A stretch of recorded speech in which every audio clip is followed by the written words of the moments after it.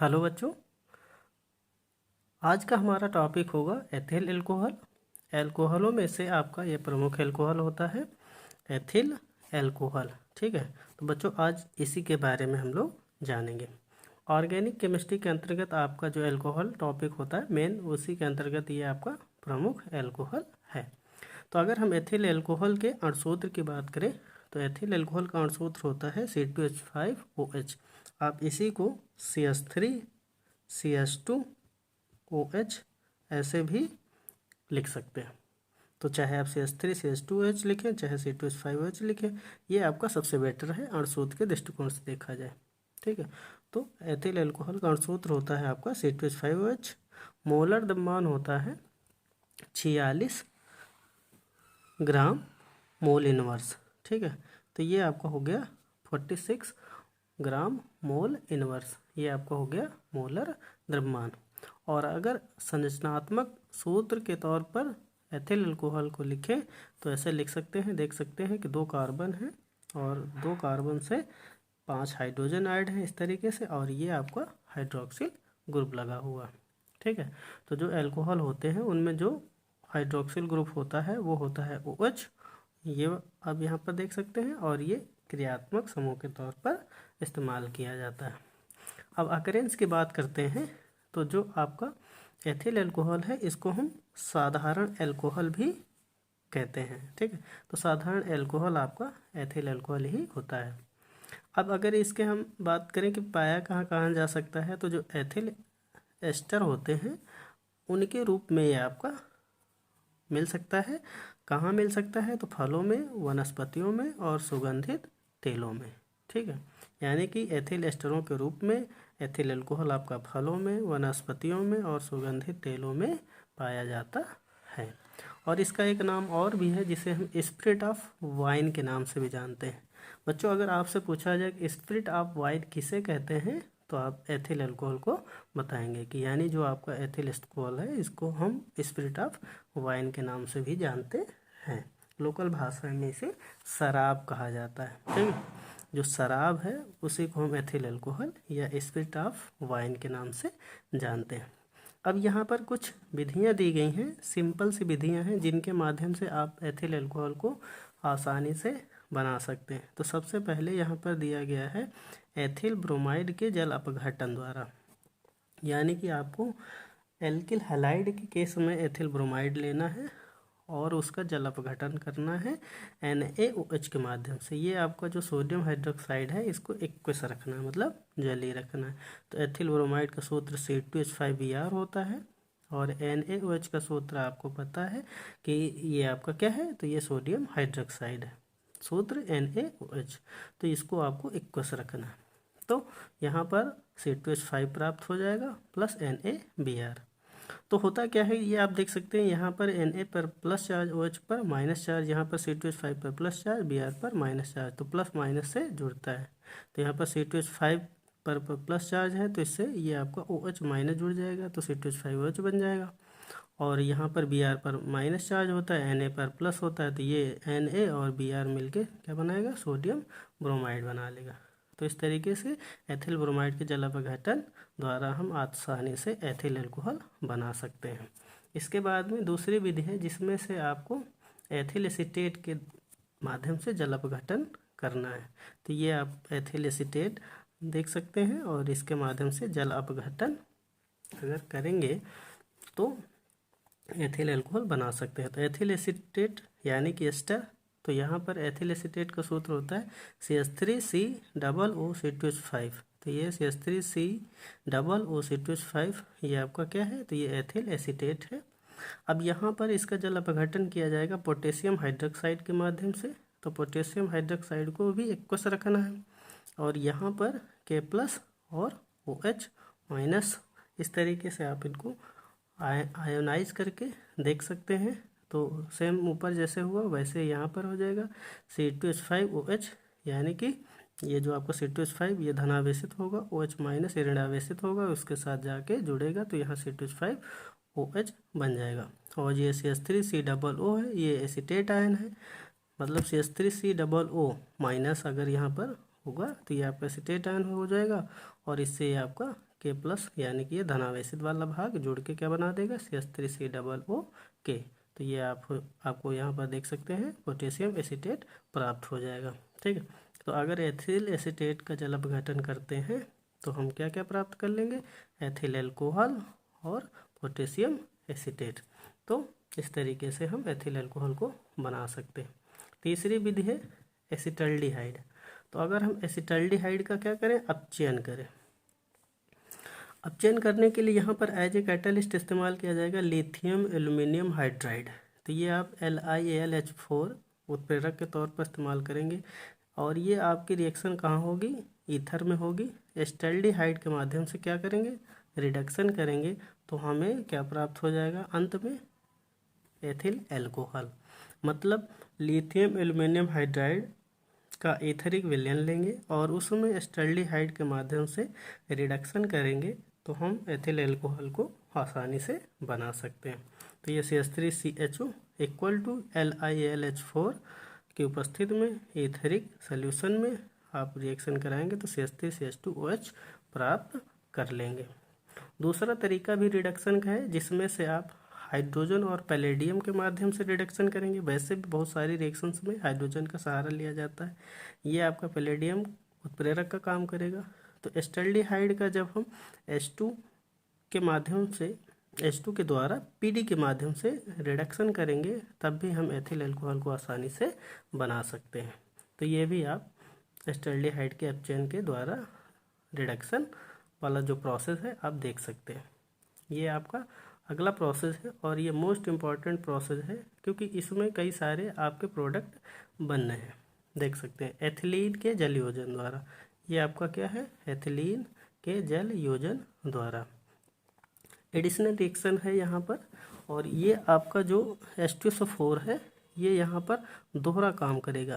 ठीक है, तो यहाँ पर H2SO4 उत्प्रेरक का भी काम करेगा और यहाँ पर एक तरीके से H2SO4 के द्वारा रिएक्शन को दिखाया गया। तो ये एथिल अल्कोहल है CH2 डबल बॉन्ड CH2, ये रिएक्शन करेगा H2SO4 के साथ 70 डिग्री सेल्सियस पर। ठीक, तो ये दोनों ऐड हो जाएंगे, टोटली ऐड हो जाएंगे और यहाँ पर CH3CH2OSO3H बना लेंगे, एथिल हाइड्रोजन सल्फेट। मतलब इस एथिलीन में H2SO4 का जल योजन हो जाएगा, मतलब योग हो जाएगा।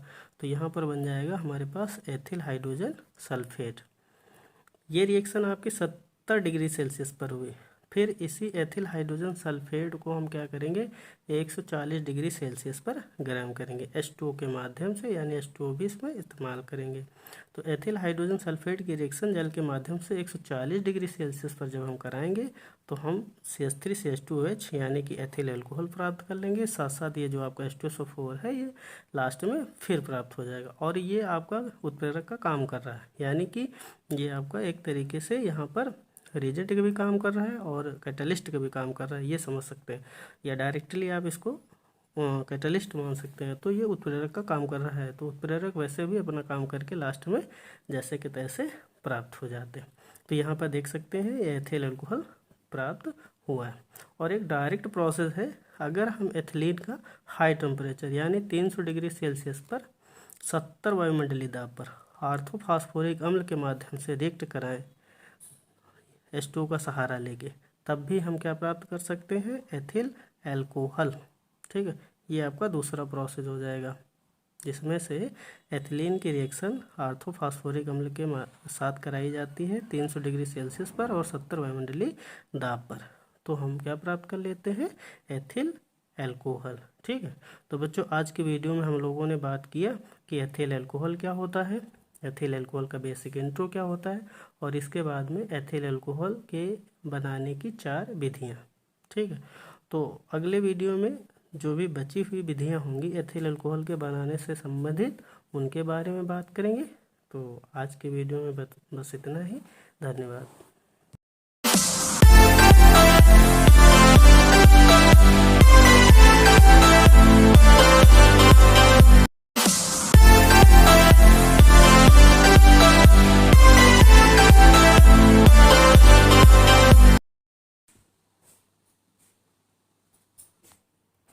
हेलो बच्चों, आज की वीडियो में हम लोग बात करेंगे कुछ तत्वों की क्रियाशीलता के बारे में, और ये जानेंगे कि कौन सा तत्व सबसे ज़्यादा क्रियाशील होता है और कौन सा तत्व सबसे कम क्रियाशील होता है।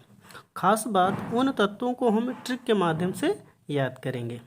इजी तरीका है, और आप अगर ट्रिक के माध्यम से याद करेंगे तो ज़्यादा दिन तक याद रहेंगे और कन्फ्यूजन भी नहीं होगा। तो सबसे ज़्यादा कौन सा तत्व क्रियाशील होता है और सबसे कम ऐसा कौन सा तत्व है जो क्रियाशील होता है। तो यहाँ पर कुछ तत्वों का जिक्र किया गया है। सबसे पहले उन तत्वों की बात करते हैं। देख सकते हैं ये आपका के है, Na, Ca, Mg, Al, Zn, Fe, Pb, H, Cu, Hg, Ag और लास्ट में Au। कुल 13 एलिमेंट हैं, यहाँ पर देख सकते हैं। तो ये आपका जो के है, इसको हम पोटेशियम कहते हैं, Na को सोडियम, ठीक है, और Ca को कैल्शियम, Mg को मैग्नीशियम, Al को एल्युमिनियम, और इसके बाद में Zn को जिंक, Fe को आयरन, इसके बाद में Pb को लेड, H को हाइड्रोजन, और कॉपर को कॉपर ही बोला जाता है, Hg को मरकरी, और इसके बाद में Ag को सिल्वर और Au को गोल्ड। ठीक है, ये आपका लास्ट में गोल्ड है। तो इन तत्वों को हम ट्रिक के माध्यम से याद करेंगे।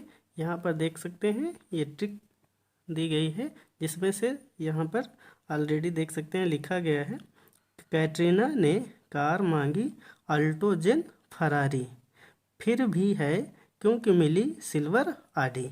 ये आप एक सेंटेंस बना लेंगे और इसको कई बार आप प्रैक्टिस करेंगे, रिपीट करेंगे, रिकॉल करेंगे तो ऑटोमेटिक याद हो जाएगी। तो कैटरीना से आपका हो जाएगा पोटेशियम, ठीक है। कैल्शियम को हम कैसे इंडिकेट करते हैं, तो ये आपका इससे मिल जाएगा, और ये Na सोडियम, और कार से कैल्शियम, मांगी से ये आपको मैग्नीशियम, अल्टो से ये आपका एल्युमिनियम, और जेन से आपका जिंक हो जाएगा, फरारी से आपका क्या हो जाएगा, Fe हो जाएगा, ठीक है। और इसके बाद ये आपका फिर भी, तो ये आप यहाँ से इतना देख सकते हैं, तो ये आपका Pb से मैच कराएंगे इसको, तो ये हो जाएगा आपका लेड, ठीक है। और ये है से आपका हाइड्रोजन हो जाएगा, ठीक है। क्यों से आपका क्या हो जाएगा, कॉपर हो जाएगा, ठीक। इसके बाद में मिली से आपका मरकरी हो जाएगा, और फिर सिल्वर आपका सिल्वर रहेगा, और ये आडी आडी मतलब Au, ये हो जाएगा आपका गोल्ड, ठीक है। तो इस तरीके से ये कुल 13 एलिमेंट हैं जिनको ट्रिक के माध्यम से आप याद कर सकते हैं। एक बार दोबारा देखते हैं।